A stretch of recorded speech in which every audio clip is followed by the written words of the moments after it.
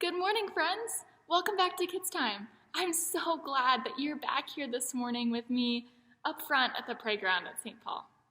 I'm Rebekah, the Children, Youth, and Family Director here at St. Paul Lutheran Church in Missoula. And today is a special day. Today is the first Sunday in a new church season. Do you know what that season is? Well, if you guessed Lent, you're right. Just on Wednesday, Ash Wednesday, this new season began. And so it lasts until just a few days before Easter. So we'll be in Lent for a little while yet. And I just wanted to remind you before we start Kids Time today about our Lent activity eggs. If your family has a pack of these, I would remind you that on Ash Wednesday, you should have opened number 1. And today, you'll open number 2. And if you don't have a pack of activity eggs, ask your parents to send me an email, and I'll make sure that you get one.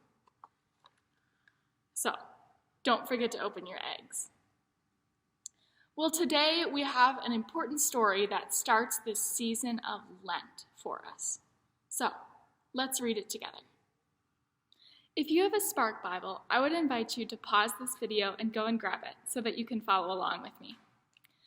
And if you have your Spark Bible, we're going to open up to page 242. This is a story called Jesus' Baptism.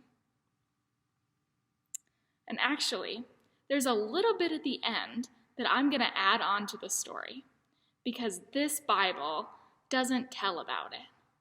So if you're following along at the very end, I'm going to share a little bit more that you won't see in the book. So here we go, Jesus' baptism. While Jesus was living in Galilee, his cousin John the Baptist was preaching out in the country of Judea. The people loved John and came to see and hear him whenever they could. Sometimes, crowds of people came just to see John by the Jordan River. When the crowds came, John would tell them, "Change what needs changing in your life. God's kingdom is here." The people would promise to change their lives, and then John would baptize them to show that they were a new person in God's eyes.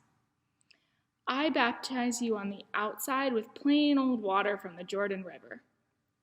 But this is nothing compared to what and who is coming," John would exclaim. "The one who is coming will baptize you with God's own Spirit. With God's Spirit, you will be changed from the inside out." While John was saying this, Jesus appeared. He asked John to baptize him, but John wasn't so sure. "What? Me baptize you? I think it should be the other way around," John said.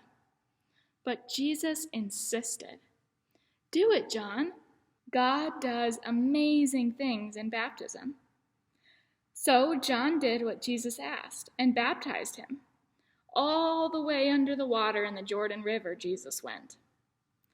When he splashed up out of the river, Jesus saw the skies open up, and he saw God's Spirit. It looked like a dove gracefully floating down to land on him. There was a voice, too. The voice said, "This is my Son. He has been chosen and marked by my love. He is the great joy of my life." And after Jesus was baptized, the Holy Spirit took him out into the wilderness, where he was alone with the angels and all the wild animals, and he was tempted for 40 days. Well, I thought since we're talking about baptism, that we would come up front here to the baptismal font. And, in that story, when Jesus was baptized, he was really saying that he was ready to be a part of what God was doing in the world. So this baptism, this water that John poured on him and dunked him in the river, was a sign that Jesus was ready to be a part of God's work. And when we're baptized, whether it's as little babies or older kids or teenagers or adults, when we're baptized, if we're baptized as a baby, our parents make a promise for us, and they promise that they'll help us learn about God so that we can be a part of what God is doing in the world today. And then maybe if we're older or when we get confirmed, we make those promises ourselves. We say, yes, we're ready to be part of what God is doing in the world. And what's really special about that, about baptism, is that it's done with just plain old water. In that story, John baptized Jesus.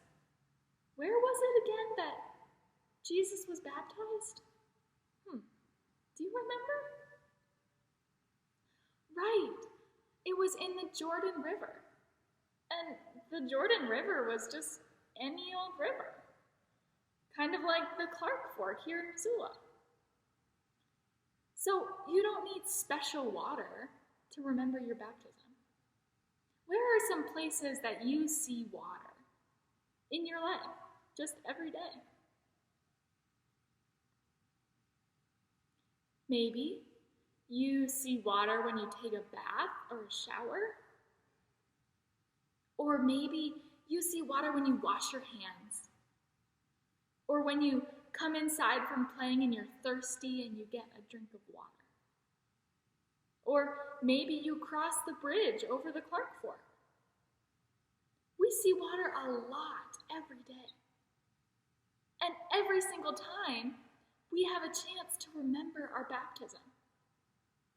Now we can do that by just dipping our hands in the water, or we can dip a finger in and draw a cross on our foreheads. So, the next time that you see some water, maybe you're washing your hands or taking a bath or having a cup to drink, dip a finger in and draw that cross on your forehead to remember that you are part of God's work right here today. And that's amazing. The other thing about that story we read today, do you remember that piece that I added right on the end there after Jesus was baptized? Yes, Jesus was led out by the Holy Spirit to the wilderness for 40 days. And in this season of Lent is 40 days long. And that number 40 means something. In the Bible, that number 40 might tell people that were hearing this story that something was going to happen. Something was going to change about Jesus. And we'll figure out as this season of Lent goes on what it is that changes about Jesus. But today, as we start this season of Lent, we started on Wednesday with Ash Wednesday.